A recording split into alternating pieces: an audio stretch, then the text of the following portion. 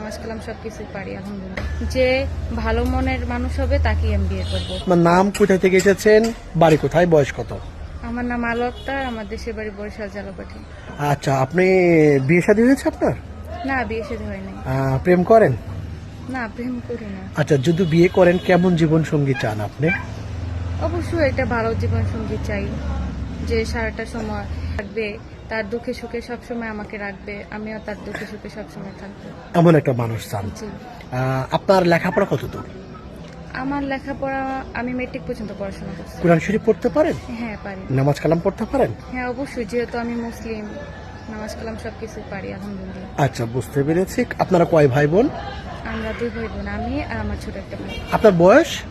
আমার বয়স 22 বছর। 22 বছর। জি। আচ্ছা, বিয়ে যদি করেন, কাউকে বিয়ে যদি করেন, কেমন দেখতে সুন্দর হবে বা কেমন দেখতে হবে?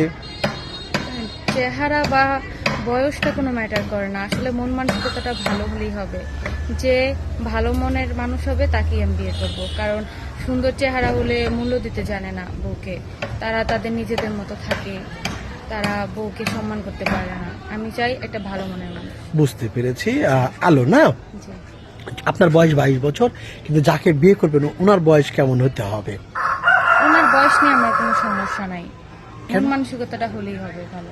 আসলে সোনার আংটি বাঁকা হলো দাম কমে না, হ্যাঁ, জানেন? হ্যাঁ, ওরকম একটা কথা। যেমন বলেন তো দেখি।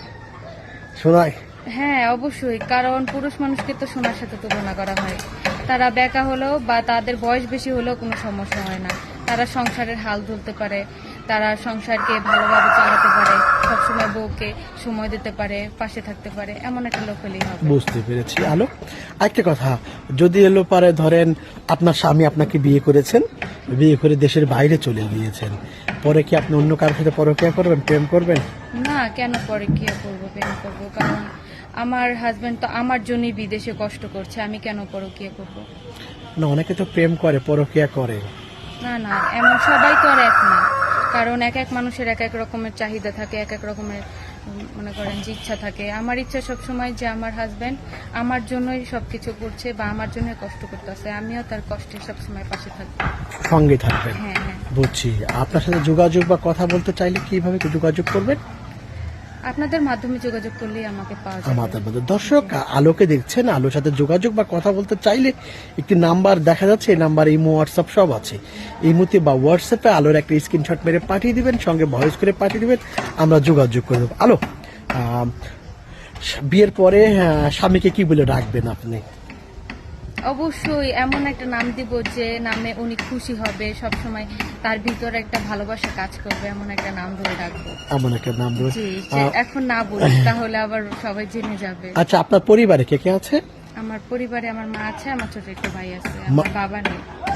মা আছে, ছোট বাবা নেই। না, না, বুঝতে পারছি। বিয়ের পরে শ্বশুরি বেশি আদর করবেন না শাশুড়ি? কারণ দুজনে কি আদর করব, কারণ তাদের সম্মান। হ্যাঁ, সম্মান করব, তারা হচ্ছে মা বাবার সম্মান, অবশ্যই তাদের সেবা যত্ন করব। বুঝতে পেরেছি। ধরে অনেক সময় তো বিয়ের পরে শ্বশুররা, বিয়ের পরে স্বামীরা বিদেশ যাওয়ার পরে শ্বশুর শাশুড়িকে যত্ন মানে অবহেলা করবেন নাকি?